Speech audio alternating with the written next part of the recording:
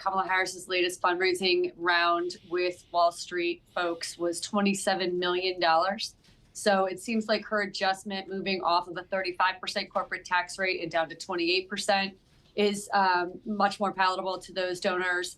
The capital gains tax rate has dropped from 39.6% to 28%. So it seems to be working. How about salt tax within the drive time here? This is Damian from north of New York writes in, how about that salt tax, Ms. Treyz? Can Vice President Harris get over to an elimination of this onerous tax in select blue states?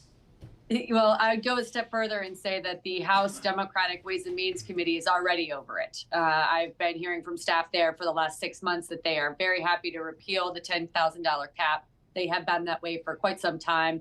It's a $1.2 trillion revenue raiser, but if you can go after some other items and increase the deficit by, $1 trillion, $2 trillion, maybe 2.5, you don't need to do the salt cap going forward. Okay, so Damian, you can go home now. Yeah, no, I'm done. I'm done for the Henrietta. You really need to clear up for me these 7 swing states, namely Arizona, Georgia, Michigan, Pennsylvania, Wisconsin, North Carolina, Nevada. What theme should Harris be playing to? Is it going to be Roe v. Wade, national security? Is it inflation? Is it growth here in the U.S.? Is it taxes? What themes does she really need to hit on to appeal to those voters? I would say first amongst equals is abortion. The gender divide in the polling data on all these swing states and nationally is really stark, and women make up 52% of the electorate.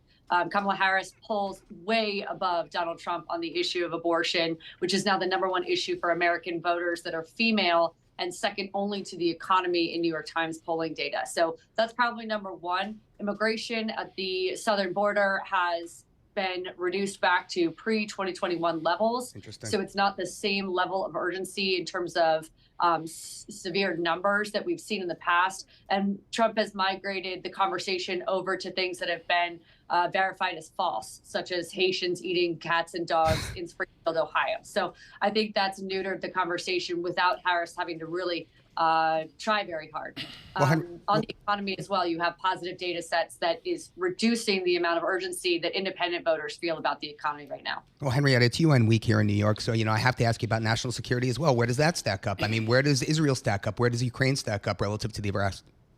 Almost nowhere. I mean, American voters just do not follow foreign policy the way that they follow other domestic issues. That's a perennial problem. There are voters in Michigan and Wisconsin who will follow this issue closely. But look at how many voters are in the third-party base right now. It's down to 2% Jill Stein voters, for example, in states like North Carolina and Wisconsin. That is your sort of outrage vote around Israel-Palestine, and it's just not present at this time.